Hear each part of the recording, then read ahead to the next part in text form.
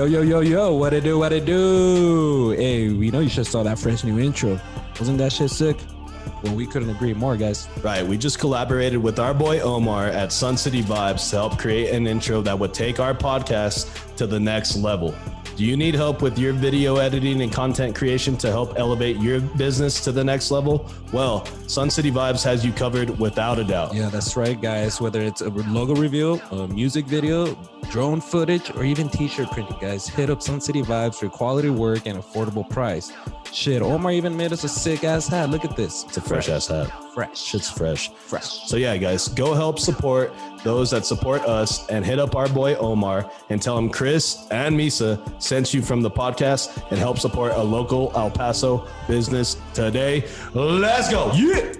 3, 2, 1. What is up, everyone? Welcome back to another episode of Conversing with Chris and Misa, the podcast. For today, guys, actually, our co-host, Mr. Misa, is not here today, guys. But he's sick, but co-host Joe is here today. Give yourself a round of applause. Hey, let's go. There you go. Jesus. His first time running the soundboard, guys. Give him a break. Joe, thank you for being here today. Our producer, Mr. Chewy's in the building. So what's up to the podcast, Chewy? What's up, everybody? How's everybody doing? Doing good, guys. For episode 147, Conversing with Chris and Misa, the podcast, we have a very special guest. He is the assistant head coach of the UTEP men's basketball team. Mr. Jeremy Cox is in the building. Say what's up to the podcast, Mr. Cox. Thanks, Chris. I appreciate you. Appreciate you all joining us tonight. Thank you for being here, man. Thank you for taking time out of your day. I know, as an assistant coach, you guys are very busy. You got the season coming up. So, you guys are practicing and recruiting and stuff. So thank you for taking time out of your day. Give him another round of applause, Misa. Or Joe, sorry. Bro, that's like it's routine. But yeah, anyways, guys, for this episode, Misa's not here. He's sick. So Joe's stepping up. Chewy is our producer today. And Mr. Cox, for people who may not know who you are, can you kind of introduce yourself to the podcast a bit? Well, I came to UTEP a year ago, or a year and a half ago with Coach Golding. Been in the game for a long time. Been a minor fan for a long time. Been a big Western Athletic Conference fan back when the day when the 80s, when y'all were rolling through it, late 70s and early 80s and into the 90s. And actually had a chance in my first year in coaching as a grad assistant to coach against the last Sweet 16 team here back in 91 and 92 with Marlon Maxey and them. So I've had it's been a great run of basketball, and I'm glad to be here at UTEP. I've wanted to be here for a long time, and it's an honor to be here. Yes, thank you. And it's really, like you said, year 2 of the coaching staff with Mr. Joe Golding, and you guys are, finally trying to get your own set of players in here, get this program going. How do you think you guys have been doing so far with the transition to UTEP? And between year 1 and year 2, what do you feel is like the biggest difference so far? Well, we've got a whole new basketball team. We returned 3 players, 3 frontline guys, led by Jamari Sibley, who had a nice freshman year. Big Zurich played fantastic down the stretch last year, and Kevin Kalu played fantastic early in the season. They one played early the first half. Freshman the wall hit him, and then Z came in and played fantastic down the stretch. And I think they both have outstanding futures. And Sibley's just gotten he's got a big time talent transfer from Georgetown. He's gained weight, gained strength. Not a lot of weight, but he's gained strength, maturity, and his game has really expanded in the last 6 months. With that being said, we added 10 new players, 10 new scholarship players, 3 non-scholarship players who we really like, and we think what they do is they they fit Joe Golding. They play hard, they fly around, but don't take anything away. We were talented last year. We had Rodney, Coach Terry left us fantastic nucleus of talent with Sule and Bienemy and Keontae Kennedy, as well as Titus. So we had some nice players, and we don't want to take anything away from what they did. And it was fantastic to come in here and win 20 our first year with that basketball team, compete in the top half of the league, and we felt like at the end of the season we could play with anybody in Conference USA. The clock just ran out of us in Frisco, but we got a group now that's playing. Defensively, I think we fit what way we want to go. Offensively, we will still we will miss the luxury of having somebody who can go get a basket whenever he wants, and Boone and Bienemy can go get a basket for himself or somebody else whenever he wanted. And I think we have some guys who can do that.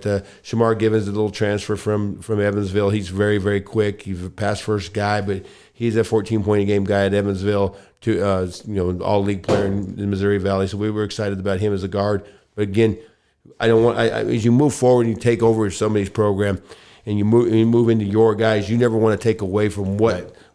Sule Boom meant a heck of a lot to our basketball program. Beyond Jamal Bienemy, Keontae, whoever they were, they all meant a lot to us, and they meant a lot to us being able to recruit last year. So we don't want to say we're moving away and rebuilding.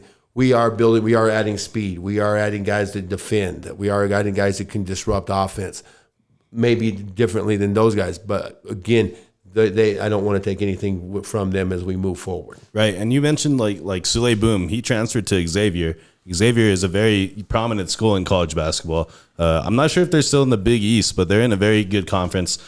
Sully Boom was like one of those guys you said he can go get his shot, good 3-point shooter, steady from the free throw line. Keontae Kennedy transferred out to Memphis. So you can see the amount of talent you had here because they were able to go and play elsewhere. Bienemy went to the draft, actually.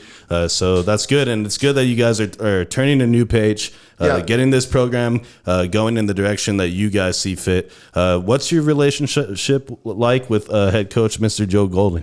I've known Joe for a long time. I got to play against him intimately, I guess, for 5 years when we were at Stephen F. Austin and he is at Abilene Christian. And I got to watch him build that program. But I knew him prior to that, but I got to really know him, but I got to respect him because I saw how he developed the program, his relationship with his kids, relationships with other coaches, relationships with us, and what a competitor he was. And, you want to work for somebody who that philosophically is in line with you, but you more importantly, you want to work with somebody who you feels like a great person, who cares about you, cares about people, cares about your career, your family. And that's what Joe Golding is. He's authentically a great person. And what you see is what you get with Joe Golding. He's a guy who cares about people, from his staff to his players, to the janitors in the building, to the people at the Circle K when he's going down and getting his can of snuff. It's just that's who Joe Golding is. Right, and that's good. I mean, it's good that like you obviously if you're going to move and go to a program with somebody, you want to know that, like you said, their values align with you. They're good people overall, because that's what it's about. You want to be in a working environment where you feel like you can do your best, and that's good. That's good that you guys developed that relationship. So let's go back, Mr. Cox, 30 years ago, 1991. That's the start of your career. That's the year I was born. I was born 91. So 91's a great year then. Yeah, 91 is the best year ever. Put it in the books. But yeah, so like take us back to, I guess, like a young Mr. Cox. Like, what do you remember, like, trying to get into coaching? Did you play basketball or collegiately? I came from a coaching family. My dad was a high school coach, and I was I born playing bat with a ball in my hand. One of your biggest influences, right? Your no father. Question. My father's my biggest influence as a coach, as a person, as a father, whatever. My dad is he's my standard daily. So, I grew up I was born in Southern Colorado, in Trinidad. My dad played at Trinidad State in junior college and went on to a small school in Colorado. But so we grew up there, and then we moved to Wyoming. Right there in 1979, I guess, and again, that's right when the heart of the Western Athletic Conference was rolling. The WAC and the WAC. Wyoming had a heck of a team led by a guy named Jim Brandenburg, who was just a whale of a basketball coach, mean as a rattlesnake, and he had great wars with Coach Haskins. And Wyoming was probably their greatest consistent 9 or 10 years, 12 years that they ever had. Maybe arguably the early 60s or mid 60s and 70s, but in my opinion, the 80s and the mid 90s are Wyoming's greatest consistent years. And UTEP had great years, and New Mexico was good, but BYU and Utah were fantastic. Right. And the league was just so great, and those guys were legends. And you didn't have a professional team in Wyoming. We didn't have the Lakers or the Nuggets or whoever, the Bulls. You had the University of Wyoming. I mean, you grew up being a little kid like I was. The Cowboys were everything. Right. And even back in that time, you're talking about 1980, 1981. That's 15 years removed from the national championship. Yeah. That's not 50 years, 60 years like it is now. It's hard to believe, but Coach Haskins was a legend from Southern Colorado to Wyoming and throughout the WAC. And he was the standard. No matter how good Jim Brandenburg was, or Jerry Pim at Utah, or Frank Arnold at BYU, it was Don Haskins, and then Rick Majerus came in. But even Haskins was the leader, way ahead of those guys, right? Of Majerus and those guys. But so that's where I was, and that was that was my influence. And so and I was playing small college basketball. I ended up playing in the RMAC and the Rocky Mountain Athletic Conference at Mesa State College in Grand Junction, Colorado. And then spring of '91, I was done, obviously, and I was getting married. My wife was going to the University of Wyoming, and I was going to be a GA at Mesa, and probably going to be an RMAC coach or a high school coach, whatever it would be, which would have been fine. That's what my dad was. I just wanted to be a coach. But I always wanted to be at Wyoming. I wanted to be at Wyoming. And I was reading a book called The Season Inside by John Feinstein, and I was reading about Rick Barnes' his journey to coaching. And at that time, he was the head coach at George Mason, I believe, and just how he became an assistant at George Mason. And maybe he was an assistant. I'm not sure. I think George Mason was his first head job at the time. But he got his first assistant job there. And just a journey of how different people got him. And my wife said, call Wyoming. Just give him a call. So I called and said, Benny D's in. And he actually took my call. And he said, I said, anything I can do to help. He said, well, I just need a GA. Just left. He said, can you be here tomorrow? This is June 7th, 1991. I said, this is like 9 o'clock in the morning. I said, sure, I can be there tomorrow. So I drove to Laramie, Wyoming, got to Steamboat Springs, Colorado that afternoon. It was snowing like crazy on June 7th. I think I could get over the pass to get to Laramie, but I got there. And that's crazy. That is crazy. He talked to me for about 5 minutes and hired me, and I've been in college basketball ever since. I know that's a heck of a long story and right. way longer than what you wanted to hear, but that was my journey. I ended up getting lucky because my wife made me call. She made me do it, and it happened to be I got to be. She pushed you. She was like, "Come on, do this." And honestly, like it was kind of like just shoot your shot. You know what I mean? You never know what they're gonna say. The worst thing they can say is no. Exactly. You know what I mean? But she believed in him. She was like, "I know you could do this. Go try." Yeah. So like for people who may not know like the coaching ranks, right? Like a grad assistant means you're fresh out of like or college, or like you might be taking some classes, but you're kind of just there to help the team, right? You're kind of just doing like everything, or like, did you have a more defined role? Well, grad assistants it was a lot different back in the 90s, and there were two full-time coaches at that time. There were two full-time recruiters, and then a guy that was a non-recruiter. He could stay home. He's called a restricted earnings coach, and he was the third guy. He could be on the floor, but he couldn't go out and recruit. And then there was a grad assistant, and that was it. And then he had a secretary. The trainer took care of the team travel and the gear, and that was it. And so you did have a little bit more of a role when as a grad assistant. You were doing the video work. You were on the floor. You were more involved. Now we have 3 graduate assistants. We have two. We have an assistant to the head coach. We have a special assistant head coach. We have a coordinator of. I don't know. I'm sure what. Probably our most important guy, Kevin Cower, is our most important guy. He's their director of student development, I believe, okay. And he's so important to our program. And then we have my son, who's basically the basketball operations or chief of staff. So we have 3 non-coaching members. We have 3 grad assistants, and we have 3 assistant coaches. So things have really changed now compared to the 90s. But it was a great, incredible opportunity for me.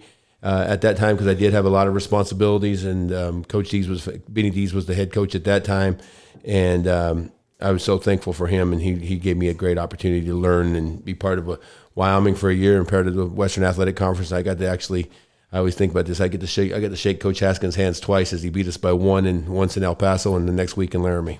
Wow, crazy. That is crazy. It's crazy because it's like you like vividly remember that. Like we gave him $599 and $600. If you can look back at that, the WAC played 1 through 8 in the first half of the round robin, and then we turned around and played it backwards 8 through 1. So we actually played in the Saturday in El Paso, got beat by 1. David Van Dyke hit a shot to beat us, and then we went to Laramie.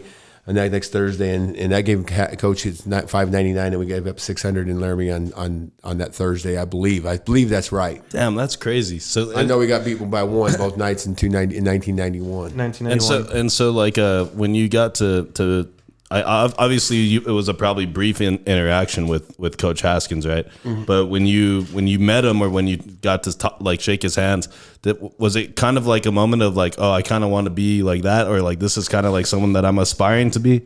You always admired him. He was always bigger than life. Right. I don't know if you ever aspired to be him. But he was bigger than life. It'd have been 91, 92, that one there. There you go. And he was Dean Smith, John Wooden. I mean, right on that caliber of coach. There's right? no question he was in the '66 game. Even though it was one national championship and Coach Wooden won 10.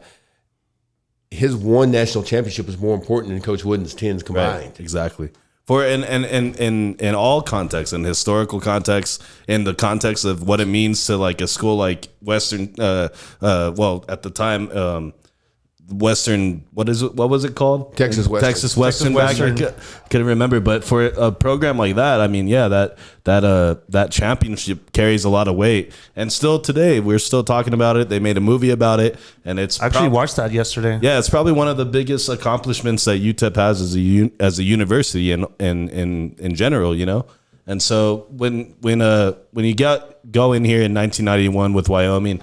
Did you know right away that you're like, all right, this coaching is what I'm going to do for the rest of my life? No, there's no question. I'm looking at the scores. I think I have one game in we played UTEP, Utah, UTEPs. So, yeah. I thought we played them back to back, and it was 74-72 and 72-73. So it was two. I was one. They hit a shot at the buzzer there here in El Paso, and then they hit a shot in the Arena Auditorium to beat us a week later. But it was a week, 7 days later with the Utah game in between. But I, for some reason I thought we played that right back to back. But we won in Utah, so I should have remembered that. It was a great game there too. I think because maybe those UTEP games were so close, they felt so like the moments felt so big. But I still think that's wrong. I mean, we played BYU and Utah were our travel partners, and New Mexico UTEP. So I still for some reason I'm sure that's not wrong, but if my memory is, I'm trying to remember. You played in Albuquerque on Thursday, and then you played in El Paso on Saturday. You played in Provo on Thursday, and in Salt Lake City on Saturday. It was unbelievable trips. It wasn't just one. It was both. I mean, okay. So you guys would travel with other schools together. We would travel. Our travel partner was we were by ourselves because Air Force, and that may be the reason it was because Air Force was with Colorado State, and we were completely by ourselves there. And you get San Diego State and Hawaii, BYU and Utah, New Mexico and El Paso, and then we were by ourselves. We were the 9th team. So and nobody wants to travel with a partner to Laramie, I can promise you. Yeah. I mean, it's kind of like, well, what is it like there in Wyoming, like in that small town, or is it like a small town, or is it like a small city? Well, I haven't been back in a long time, but when this game was being played right there. There wasn't a motel, and there wasn't a hotel in the city, but there wasn't a motel that the doors didn't open to the outside. Okay. So when you opened the door to the outside, you had to push it to get it open through the wind, and then the snow hit you square in the face. Okay. And there wasn't an Applebee's or Chili's, and it's just a different place. But there's 500,000 people in the state. And they're all cowboys. Right. And that's what cowboys. They are. That's all they are. Is there any like a specific thing you remember about like being in Wyoming? Like not like besides the basketball, like you said, everybody's a cowboy. But was there like a specific moment you're like, this is such like a crazy place? Like why am I here? Like, well, yeah, the snow is one thing alone. Like Jesus Christ. Wyoming it's a place you gotta want to go. I mean, especially you gotta want to live, and because. You're there for a reason. And my dad was making probably about $10,000 in Southern Colorado, coaching basketball and teaching high school, and the oil boom hit in Texas and in the late 70s, early 80s, and also hit in Wyoming. And he tripled his salary overnight. So you go to Wyoming to teach and coach, and he loved outdoors. And I had no idea about the University of Wyoming when I was 9 years old, but you get there and that's what it is. And when you're at, and this isn't a podcast about Wyoming; it's a podcast about UTEP. But when you're at Wyoming, when you grow up there and you're a Wyoming Cowboy fan, at that time, and I'm sure it is the same way now. They're all Mountain West guys. The kids are there, but you become identified with everybody. You Right. become once again, I can remember. I think you guys will look it up again. They opened the arena auditorium. They're talking about arena. I think they opened the arena auditorium in I want to say 83. The last game ever played in Memorial Fieldhouse was a whale of a game. Wyoming probably had in my opinion, maybe their best team ever, led by Bill Garnett. And that wasn't their best team. The 43 team would have been the best that won the national title, but 83 is the best I can remember. And it's 82. And if you look at it, Coach Haskins, 1982. he came into War Memorial Fieldhouse and beat them their last game ever played. Really? There. Okay. And so, and in '86 they played a WAC championship, a WAC tournament team game in that arena right there. And UTEP came in there and beat their tail to go to the NCAA tournament in '86. And so he broke our heart so many times. So again, it's not a podcast about Wyoming, but it's a podcast about what El Paso meant to Wyoming, what it meant to me. Right. And we'll follow up more why I feel so about this place. But at a young age, we had a disdain for BYU. Right. We had a disdain for Utah. We didn't like Colorado State, but they didn't beat us enough to have a disdain. Yeah. You have a rivalry. You got to be competitive with each other. Yeah, exactly. But you had a respect for El Paso. It wasn't. You didn't. It was different. I mean, he could come in and beat you, but you tipped your hat to him. It was just walking up that tunnel, and he could beat you by one, and you shake his hand, and like it was an honor. Okay, it's an honor that you beat me. Right. Thank you. Yeah, it's like so much love. Man, exactly. Well played. So I think that's the respect. And I don't want to to sit here and I can tell you. I can tell you the history of that place to about 1992 pretty well. Right. But El Paso meant a lot to that building and to me. So obviously, like you knew about UTEP. Obviously, you know Coach Haskins and stuff. But there's also like these relationships you had with other former UTEP coaches. Billy Gollispie being one of them. How did that come to be, or like your relationship with Doc Sadler? Did you meet him just coaching around? Is that how that works? When I left Wyoming in 92 and came to Texas, because they did away with graduate assistants. No, that year the NCAA said, "Hey, you're just going to go with the two coaches and the restricted earnings, and no more GAs." So I was out of a job, and and then they developed the director of basketball operations spot, and I was going to be the first one at Wyoming. And a guy in Texas that I played junior college for in Wyoming was a head coach at Paris Junior College in Texas, and he called me on August 6th, I believe it was, and said, "Hey, I got a note tomorrow morning where you're going to take this job. I want you to come be my assistant." I called Biddy D's at home at 11 o'clock at night, got him out of bed. I said, "Coach, I got to know what I got offered this job at Paris Junior College, and he needs to know either tonight or by 8 o'clock in the morning Central Time tomorrow." And he said, "Boy, you got to go. You're fired." He says, "You don't know." He says, "You're Get out of here." He said, "Why you're from Wyoming? You don't know a soul. They never recruited anybody." And he said, "You need to go to Texas and learn how to recruit somebody." He says, "It's about players." And so we left August 11th, 1992 to come to Texas, thinking we'd be right back in a year, and we haven't been back since. So Since 92, man. Yeah, 31 years old. So, yeah, that is crazy. So man. that fall, we got a big old boy named Herb Baker from transfer from Baylor, who was a whale of a player. I mean, a whale of a player. He's about 6'9", 240, and everybody in America came in to recruit him. And Doc Sadler had just gotten a job at Texas Tech. And I guess Doc had been there for a year, and he came in to recruit him. And Doc had a dynamic personality, and he was recruiting the heck out of Herb. And then down in Killeen, at Killeen Ellison, they had a kid named G&A Cooper, and Doc was recruiting G&A really hard. And Billy Gollispie happened to be the coach at Killeen Ellison at the time. And so whenever Doc was in Dallas, I'd be in Dallas recruiting. Coach Gollispie would be around, go to the Final Four, and Jeremy would be around, running around, getting the popcorn and picking up the Cokes for Doc and Coach Gollispie. And then our paths all kind of took off. Doc was Texas Tech, and they went to Arizona State, and then Coach went to South Plains Junior College and Baylor and Tulsa, and I was always just along for the ride and developed a relationship with the two of them. And I actually was, when Coach Gollispie got the job, I thought I was coming with him on a Friday. I thought, hey, I'm leaving this weekend to come to El Paso, and Doc decided he was coming, and I ended up taking Doc's job at Fort Smith Junior College, and then ended up joining Coach down the road at Texas A&M, and then later Doc at Nebraska. But I was so proud of those, so happy for those guys when they were here, but I was always so envious and wanted to join. It just didn't work for me to be on either one of their staffs when they were here. But they both went to NCAA tournaments here.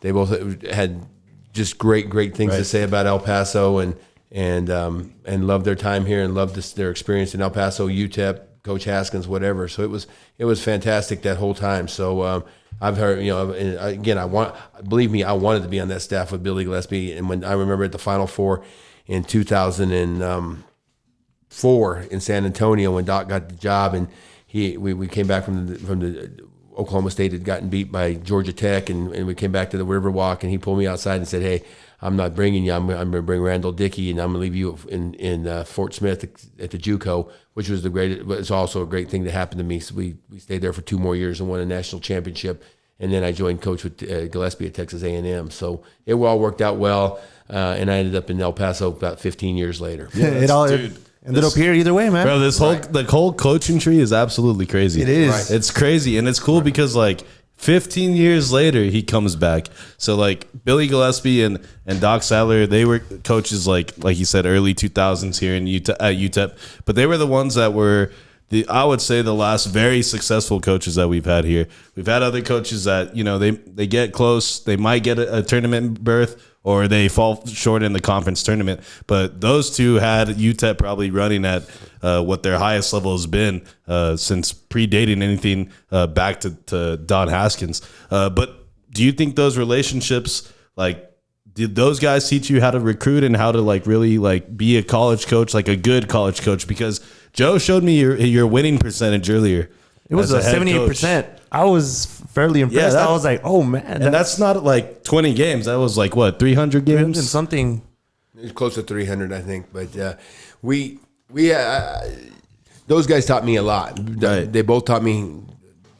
Doc taught me a lot about recruiting. He taught me about handling people. Doc taught me. I worked for them both. You steal something from everybody, and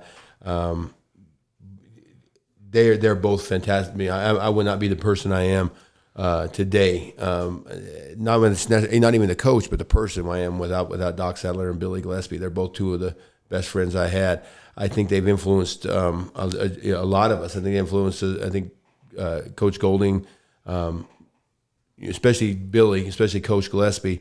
If you look at the way we play, I think it's very similar. You can see his fingerprints on our style of play. Our offense is very similar to Coach's offense that he ran when he was here. Our defense is very similar to Coach's defense that he was running when he was here, and that's another reason why I'm here. So I think if you see that they not only have they touched my life, they've touched a lot of people's lives. But both of them, they've touched my life, my family's life, and I'm a better coach and person for working with and knowing both of those guys. Would you? Sorry to interrupt. I have a question. Would you think, or would you say, coaching or landing a job, is it dog eat dog world out there for coaches, or is it more of I know that person, so I got connections? Dog eat dog. I don't know if it's dog eat dog. I think maybe when you get into a running for a situation, I think it's more. This thing's all about building relationships. Relationships is what it's all about, and winning. You've got to build, you got to constantly be building relationships every single day. You don't need a lot of enemies. I think that's the thing and I think you got to win, and I think you also have to have a little bit of luck. Some of it in the right place at the right time. I have not been a head Division I coach, but I've probably had arguably two of the, in my opinion, I've had the two best junior college jobs in the country, and a lot of those are great jobs. They're hard to get, and I got those jobs because of relationships. I've had two other fantastic head coaching junior college jobs because of relationships. I don't want to take anything away from those jobs, but they were all done because of relationships. But then when you win, good things happen. I think when you get in a dog eat dog, you might win. You might win the war, or win the battle, but you're going to lose the war. Yeah. You might win in the moment. You don't last 32 years by being dog eat dog. You land 32 years by having strong relationships, showing up every day and doing the right things, and winning a few games along the way, and you can last a long time. But the guys that say it's dog eat dog, it's not. It's very, very competitive, and it's a hell of a lot of work. But it's not dog eat dog. The guys that are dog eat dog, they'll have 5, maybe 10 years, and then my dad told me something a long time ago. Those guys you're stepping on your way up that ladder, you'll see it. He'll tell me, he said, those guys you're stepping on as you're going up that ladder, you'll see them and you're coming back down that ladder. Yep. So be careful who you're stepping on. So it's safe to say that you've seen, I guess coaches that were like that are no longer coaching. No question. We were on the road a couple of weeks ago, and there were a bunch of us at a different event. And they're like, "Boy, that guy's he's hot. He's moving." I said, "We'll see if he's still around in 5 years." Yep. Because it's just about showing up and doing the right thing every single day. Right. And worry about yourself, and worry about taking care of worry about your yard, and if your neighbor needs some help, go over there and mow his yard or help him a little bit, but don't need to pour gas on it. Right. Try to replace me, but bitch, I'm one of a kind. You know, I be racing up on the highway 95. Look, I don't give a fuck why these niggas hating on me. Oh, wait, because I got your bitch tripping on me. She said my love promethazine got her leaning on me. Spanish mommy with that accent, bet she call me Poppy. Okay, yeah, she be hitting my... So it's interesting talking about like your past, your story, how you got into coaching, your time at Wyoming. Before we really dive into UTEP, because this is what we want to talk about. We want to talk about the program, the season that is approaching. You're going to be playing Texas in Texas, very first game, and then you're going to follow up with the home opener here against the Aggies. So I wanted to talk to you real fast about your time at Stephen F. Austin, a program that I would say is similar to UTEP in the way where, they're not the big flashy Tech or Texas A&M. We're kind of like a mid-major UTSA level. What was your experience like there? You guys actually achieved a lot. I think you guys had like a 28-3 season. You guys went to the tournament. You guys beat Duke, which is huge. Yeah, it is huge. That's a very big deal. Yep. So talk to us a little bit about that, and then we'll dive more into UTEP and what we got coming up. But I want to get your take on your time at Stephen F. Austin.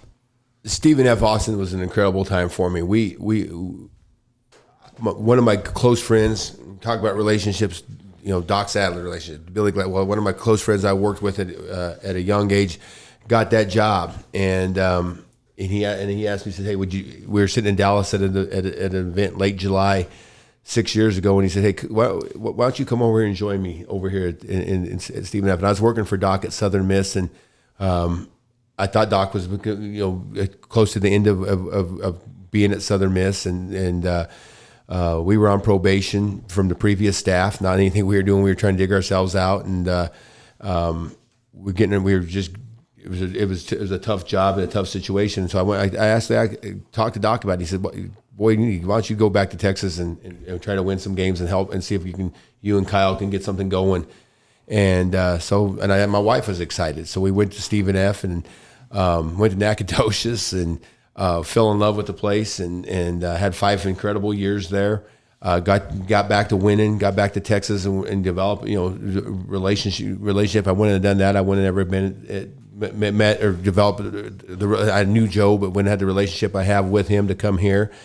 But it was a fun time. It was a perfect situation for me at the time. It was really a good recruiting area. It was back recruiting in East Texas, recruiting Dallas and Houston. Didn't have to leave any further west than I-35, and had to go any further east than the Louisiana state line. And we could go recruit and we go sign 4 or 5 guys after the season and sleep in our own bed every night. And still win. And it has like you said, it has a very good name, has a very good brand in East Texas that has had incredible coaches over the years, from Danny Casper. Brad Underwood had a heck of a run prior to us getting there, so there was great momentum. So it was a lot of fun. We had very, very good players, and we not only did we beat Duke, we beat LSU at LSU, we beat Baylor at Baylor. We were in monster games at Missouri and Mississippi State. And we won a couple conference championships, and got to the NCAA tournament. Had a whale of a game against Chris Beard and Texas Tech in the first round, and came up short. So COVID stopped us from playing the year. We went 28-3 and beat Duke, and who knows? Coach Golding always says he had to beat us in the tournament, but we'd have found out. And it would have been a whale of a game. I know this, that the two you'd had the last one standing would have known they were in a heck of a ball game, right? Because both those teams really mirrored each other with effort and execution.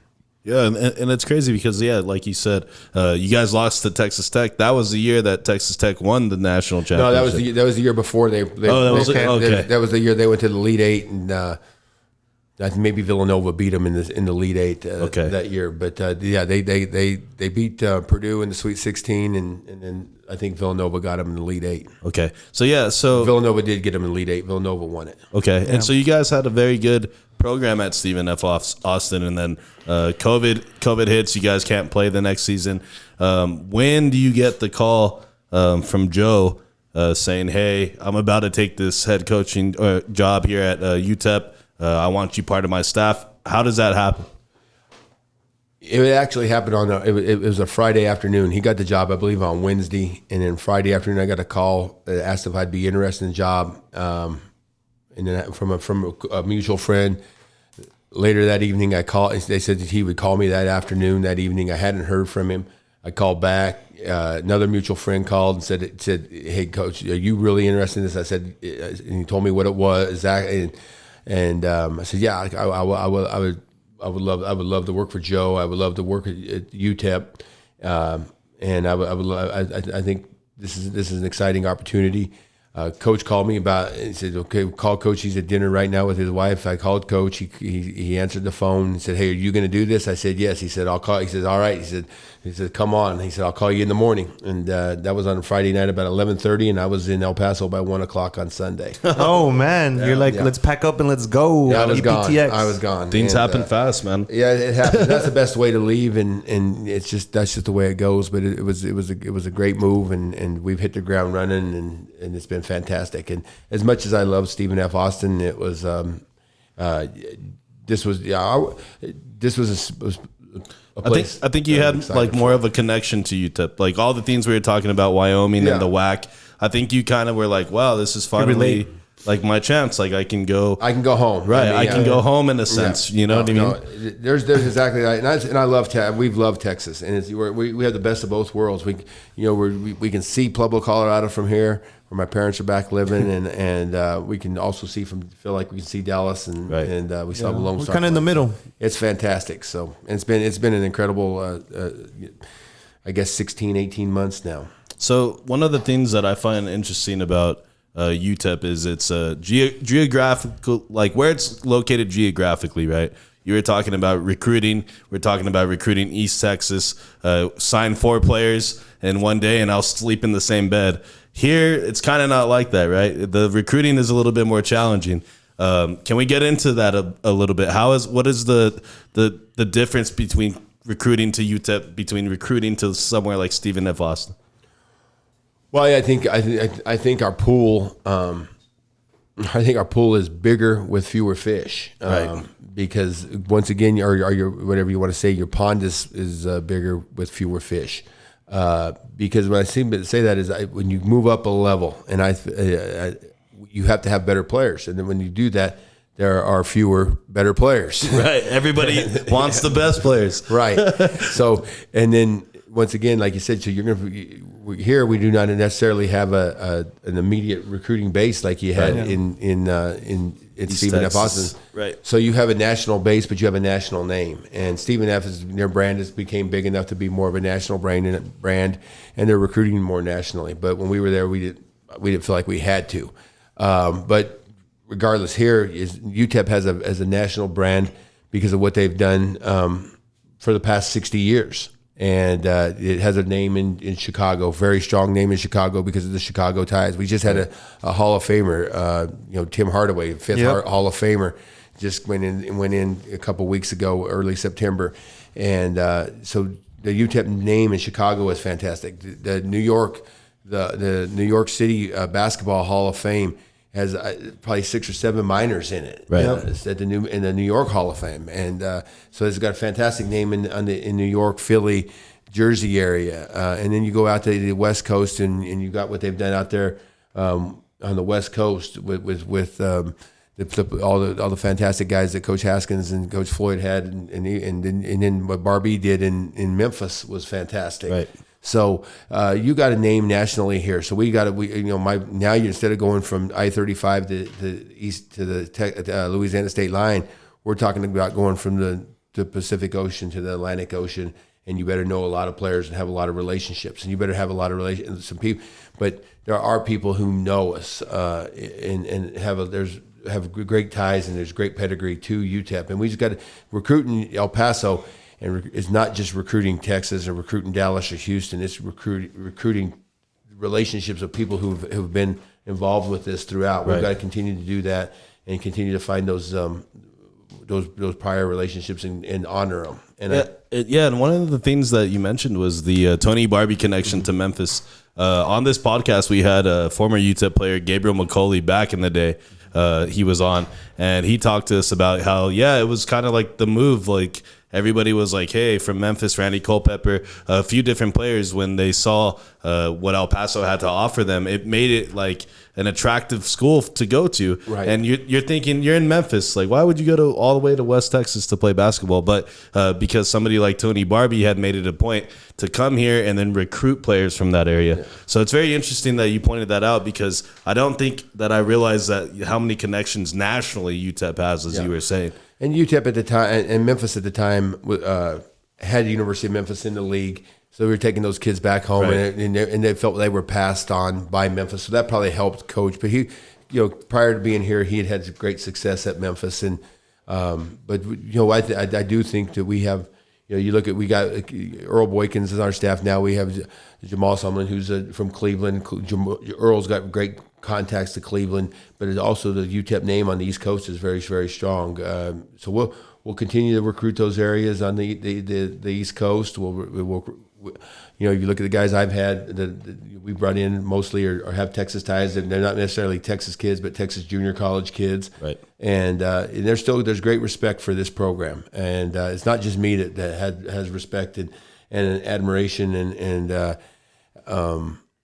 is intrigued with it. And people want to, you talk about our last ball game of the year. We were 20-11 last year, and we had 9,000 people there. That's still hard to get. We're talking about selling out the first game of this year.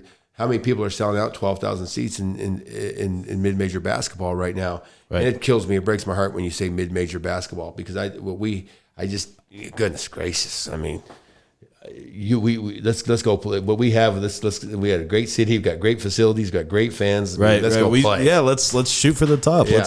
Let's get back to getting into the tournament every year. Let's make that the norm, because UTEP is, and like, okay, so El Paso, they love the Chihuahuas, whatever. But when UTEP basketball is right, and when UTEP basketball is clicking, and the Dawn is full. When UTEP is winning, the Dawn is full, and that's how it's been. And it's not just like me and myself. My dad tells me these stories of the Miners in the 80s. And so I think, like, we shouldn't be mid-major. We should shoot to be at that level, because we deserve it, and we have the history that backs it up. Yeah, it's hard. I mean, there's a lot of things, the realignment and this and that, but it's from where I think what we have and what we can do and what I can remember it. But it's a fantastic spot, and I think kids, like you said, once you get that vein of kids coming here, you can get a little run, right? And momentum is really important in basketball. You talk about Stephen F. What we had when I got there, because of Brad Underwood and what Danny Casper had done the previous 6 or 7 years. They had great momentum, and we were able to ride that momentum and continue to do it. You need momentum, and momentum comes from tournaments. Momentum comes from big time, big wins. Momentum comes from television. Momentum comes from exposure. Right. And so it all starts with players. Yep. It's the cart before the horse. You got to get players. Right. You got to have the team. Right. But it's all about players. So how would you compare recruiting now to recruiting maybe back like in the late 90s and the early 2000s? Obviously, the landscape of college athletics has changed with the introduction of NIL and all that. But what do you see is like the biggest difference in trying to recruit now? Information, number one, is incredible. You've got to be information. used to just talk on the phone. I used to spend 12 hours a day on the phone. Back in the Trying day, to get them, right? hey, come, let me recruit you over here. And you used to get up in the morning. You'd be in the office early and writing the notes, we didn't text messages. Just technology and information and the ability to get information, but has changed the game so much. As far as just fundamentally, fundamentally was the telephone writing. We would write. You'd write hand letters. Handwritten notes. That was a personal touch if you got a letter from a coach. Come play here. No, you're UTEP. talking about you'd have to write 100 notes a day. Holy shit! You're talking about getting up at being in the office at 5:36 in the morning just to write notes. Did you kind of have like a template of like what to write? It'd be very generic, and sometimes you drop a kid's. It got to a point there for a while where guys like Doc Sadler and Sylvie Dominguez at Southern Cal, and Sylvie's a New Mexico guy. But they would drop a kid at 50 notes, 100 notes a day, and something notes. And then the guy with their GAs or their managers would be writing a lot of those notes. But Billy Gillespie was a great note writer at Tulsa and Baylor, and just great. Those and then came the cell phones and the text messages and the internet. Just the ability, Change the landscape. The great phone talkers that could gather information on the phone and have the contacts where you couldn't just read. And then you came. But you better be able to spend an hour. You still have to spend a lot of time reading. If you don't read, I think you get behind quickly. Yep. And whether you're reading Twitter or whether you're reading on the internet or whatever you're doing, but you better read daily. And now what you just said, the NIL, the whole thing has changed. And I really don't know what. I know what I've seen the last 18 months, and I don't know what I'm going to see the next 18 months, and I'm not sure I want to, but I don't. It's either adapt or get out, and I'm too old to get out, or I'm not old enough to get out, and I don't have enough money to get out. So I better adapt. You got to adapt. And I don't really want to. I still love going to practice. I still love to go in and watch the games, and I'm still looking. My stomach just turned over when I thought about November 7th. I'm still really excited. Yeah, I mean, that's a big game for you guys, and it's a good chance to test where you guys are at. Obviously, playing UT's ranked, I believe. I think they're ranked 12. It's a high-caliber team. Yeah, so it's a good opponent to really measure yourself, see where you're at. But it's also going to, if you guys, this is a game that I think that you guys have a chance, and obviously every game you guys should have a chance. Yep. And but it would be good, and like you said, momentum comes from big games like this, beating teams like this, and I think you guys are in the position to do so, and I think it's a very good opportunity for you guys to start the season strong. How would you? I know you guys were you did an open practice recently, right? And that was over there at Eastwood High. Right. How was that? It was fantastic. I wish I'm not sure how many folks knew about it, but it was we still had a great turnout. It was something that hasn't been done previous, so I'm not sure people understood what it was going to be. But we probably had close to 300 folks over there, and it was really neat. I think we'd to get over on the east side. I think we're looking forward to going over there again and doing more events. But it was a fun time, and we really appreciate Eastwood. They rolled out the red carpet for us. They just got a new buildings, right? New facilities. I don't know how. I know it's been open for a couple of years. New Mexico State actually played in it during COVID. Oh, really? So, damn! Yeah, it's fantastic. Well, it looks nice. It looks state of the art. Oh, it's beautiful. No, that's new. Yeah, it's beautiful. Beautiful. Yeah, that looks good. It looks, and that's cool because, I think you when you go over there and you take these college players and you get them to be around these high school kids, I think these high school kids might consider more and more hey, maybe if I am doing good, if I am a good player, I can go somewhere like UTEP. I don't have to leave. Exactly. Because why wouldn't you want to stay close to home, play for a good program? It's the best of both worlds. So what are you guys expecting out of this season? You and Coach Golding, what are the expectations that you guys have for the team for this upcoming season?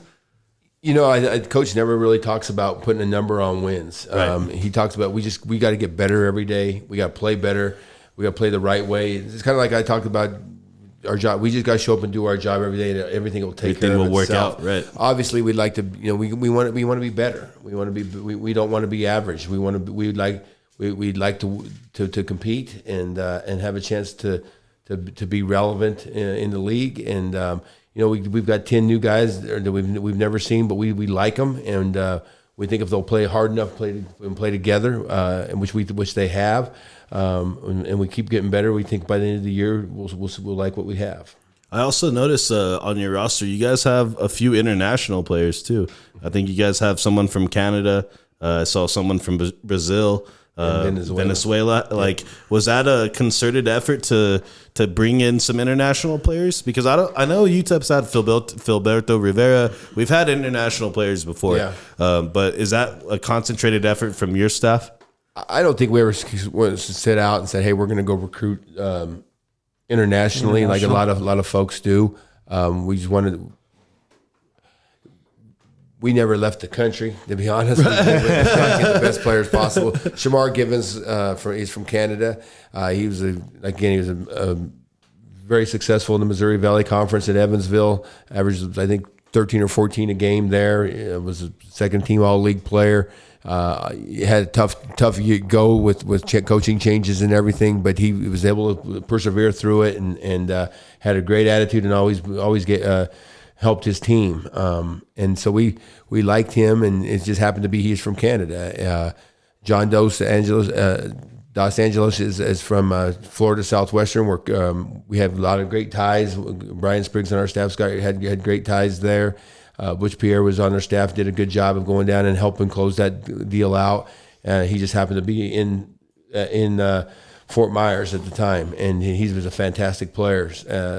Same way with Carlos Lemus, who was at Chipola College. He had a fantastic national tournament a year and a half ago.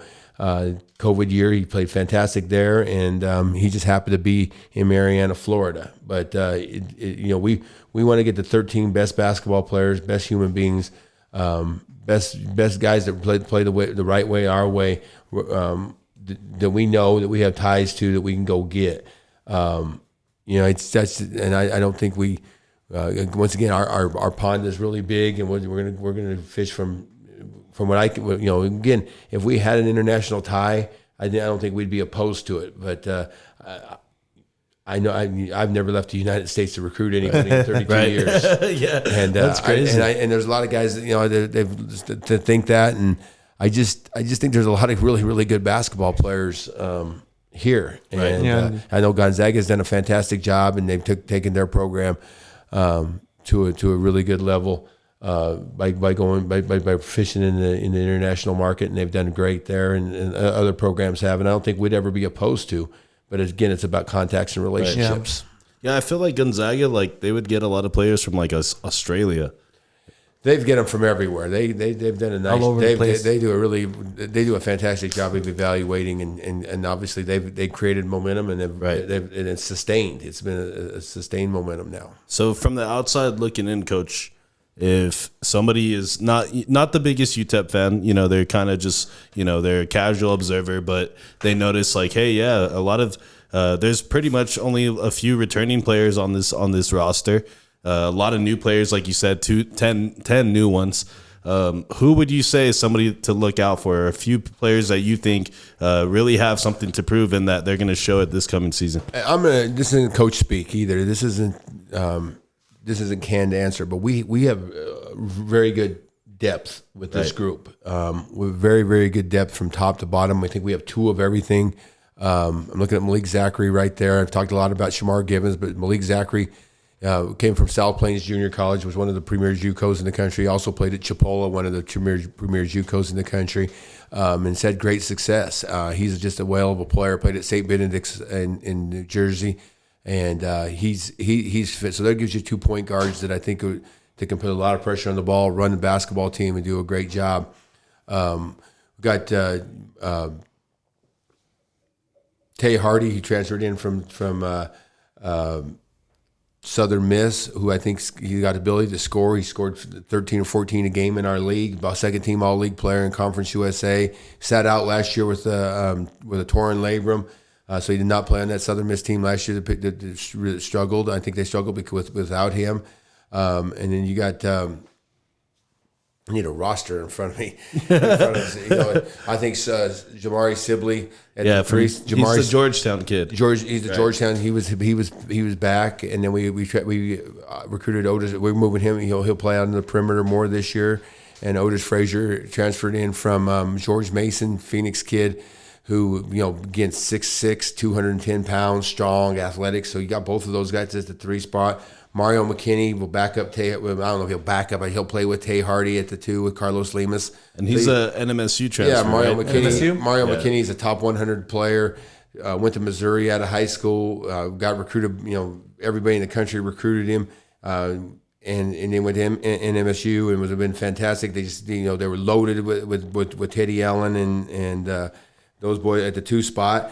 But he played great in the NCAA tournament and the WAC tournament and helped him get there. And with the coaching change, he decided he wanted to come over here.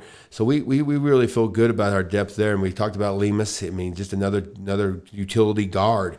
So we all those guys are going to play. And I think what you see, we're going to have a lot of depth. We're going to have a lot of guys that going to play the right way, play really hard, share the basketball, and you're going to see us be able to put more pressure on. And I think we saw last year we'd come out and play defensively, we'd be fantastic, even offensively.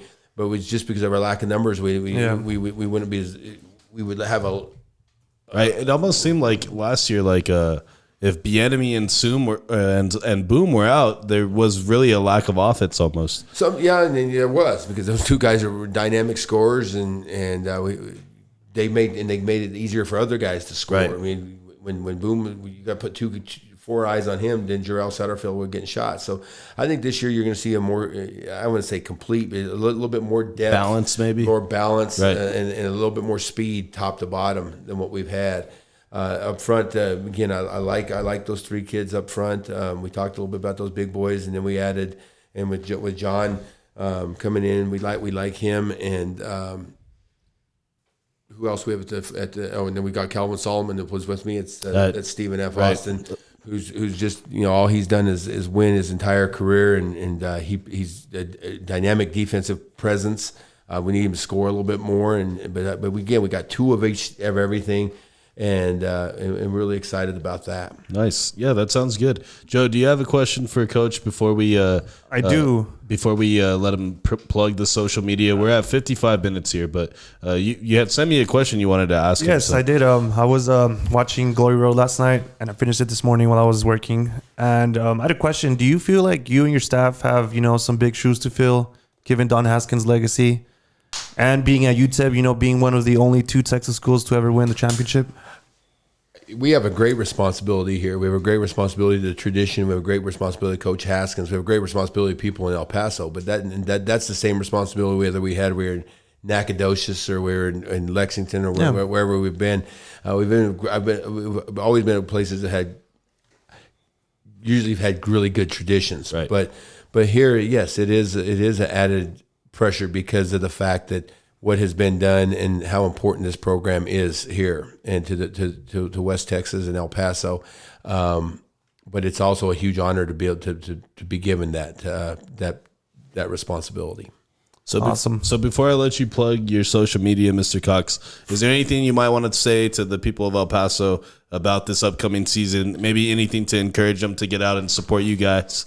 Well, it's an honor to be here. I think this is a program that we want to represent the spirit of El Paso, of a hard-working, together, tough, gritty basketball team, and we want it to be the same basketball team that a lot of people came to expect from about 1962 to about 1992, and that's what we'd like for it to do, to play in that mirror, that image. And again, I don't know if we can ever duplicate it, but we sure like them to play that brand of basketball. Right. You're going to do your best to try. I mean, it's hard to duplicate something like that, but it seems like you guys are focused and you guys know exactly what you want out of your team going forward.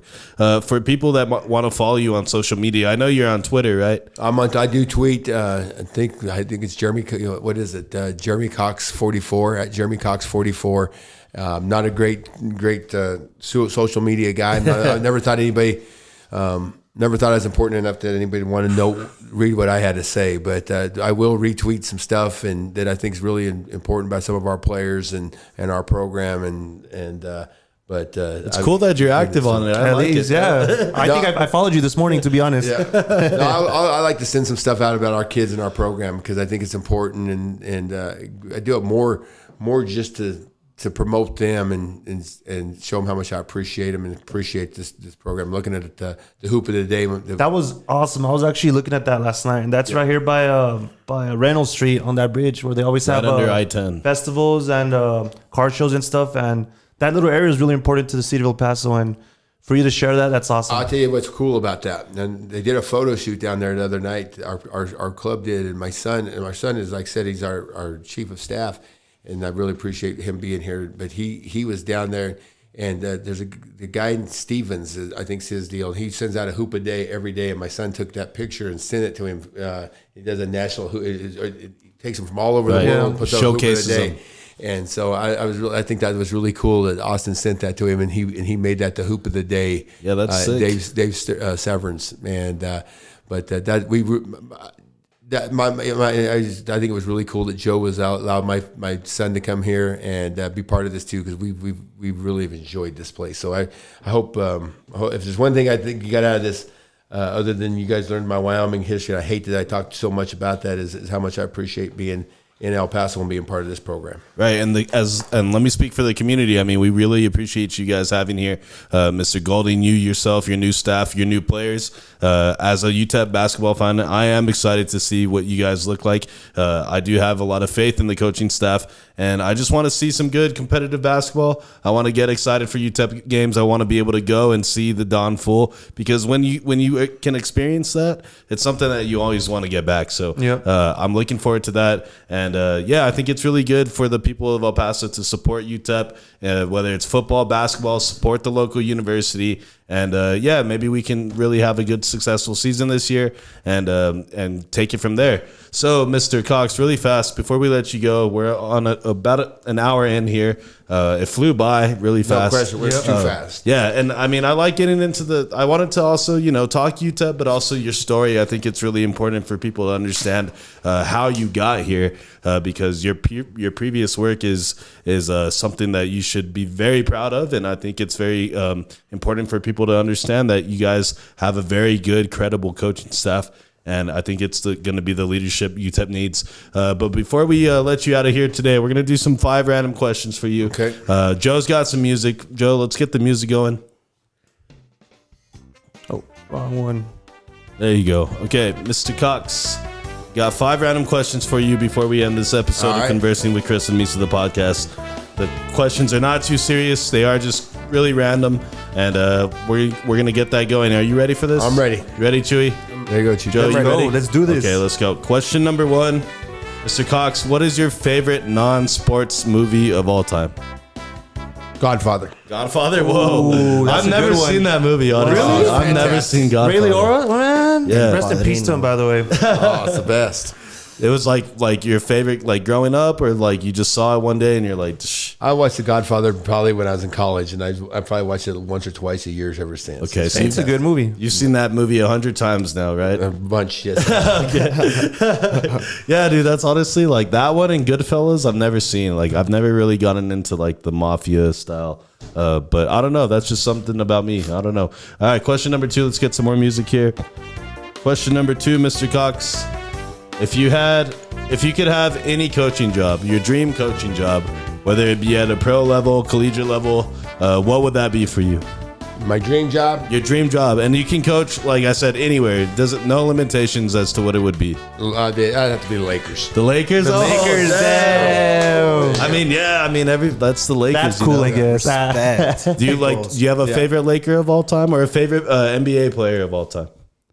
My favorite NBA player of all time is Dr. J. Dr. J? I love Dr. J. And Magic could be my favorite Laker of all time. Yeah, those are 2 very great players right there. What are your thoughts on Steph Curry? He's my favorite NBA player at the moment. Oh, he's fantastic. He's great. He even has a poster of him right there. He is right there. Greatest shooter of all time. Yes, no yes. Yep. Give him a round of applause for that. There you go. And it didn't come from me. It came from the assistant head coach of the UTEP men's basketball program, Steph Curry, greatest shooter of all time. Okay, question number 3.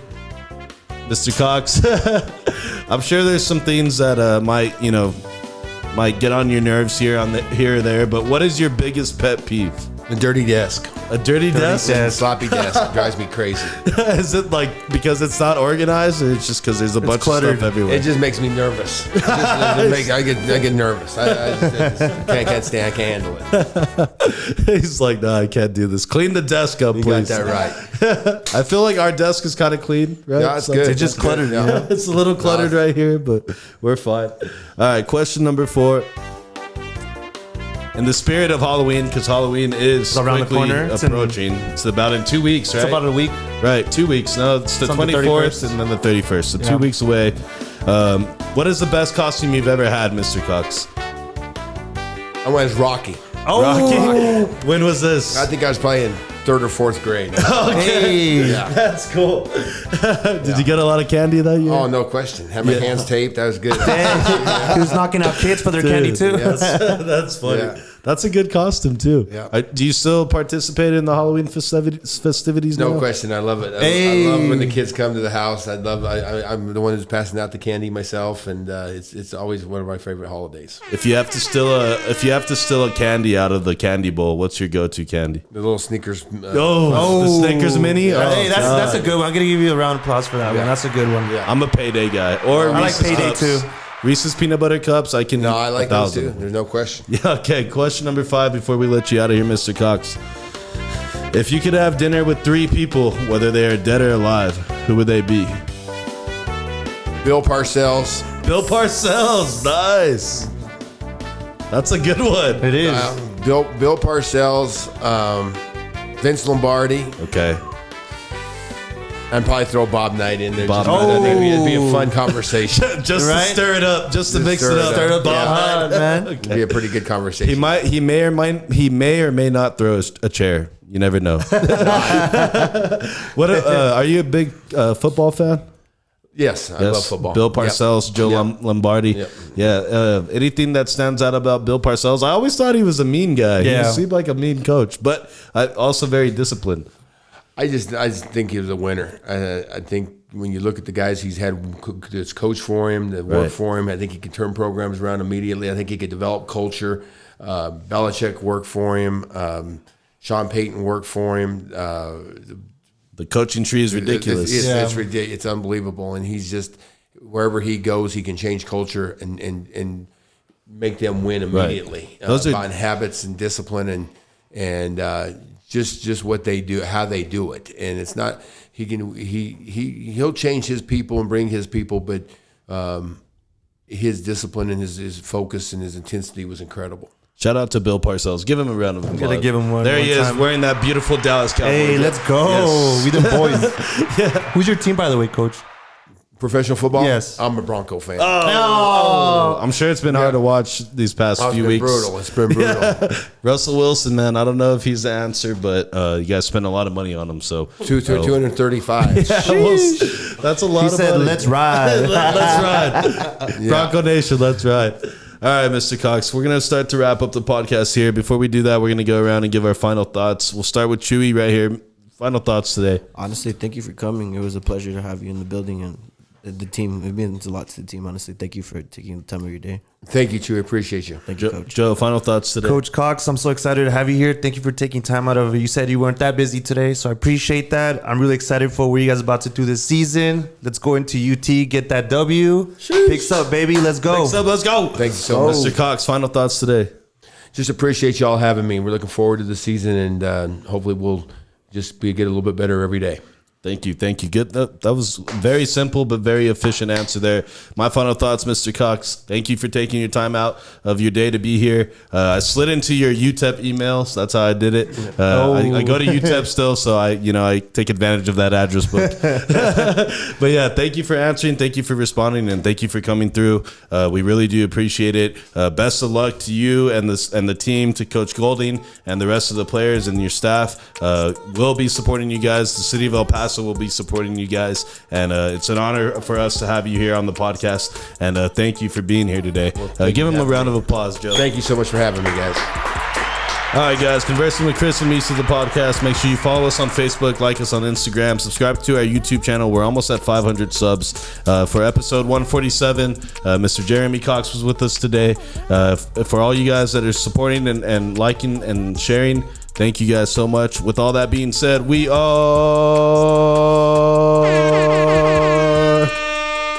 out. Peace. Picks up.